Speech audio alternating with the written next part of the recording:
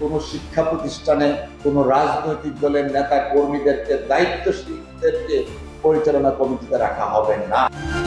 স্কুলের পরিচালনা কমিটিতে রাজনৈতিক নেতারা নয়, থাকবেন অবসরপ্রাপ্ত শিক্ষকরা, জানিয়েছেন deputy speaker barrister Kaiser Kamal.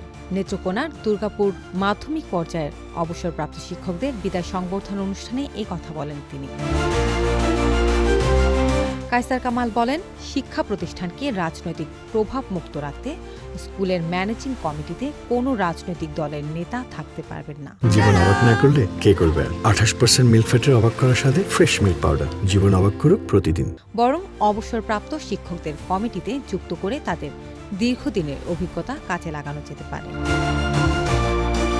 তার ভাষ্য, পরিচালনা কমিটির হাতে থাকা ক্ষমতা অনেক সময় রাজনৈতিকভাবে অপব্যবহার করা হয়। যারা রাজনীতি করবেন তাদের জন্য ইউনিয়ন ও ওয়ার্ড পর্যায়ে রাজনৈতিক কমিটি রয়েছে। শিক্ষকদের মর্যাদার কথাও তুলে ধরে তিনি বলেন, একজন শিক্ষক আজীবনের শিক্ষক। মৃত্যুর আগের দিন পর্যন্ত সমাজে তারা স্যার বা ম্যাডাম হিসেবে শ্রদ্ধার পাত্র।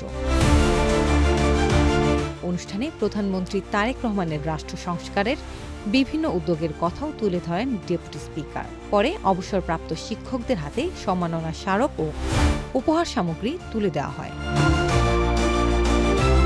লোপা ইসলাম, নিউজ ডেস্ক, দৈনিক ইনকিলাব।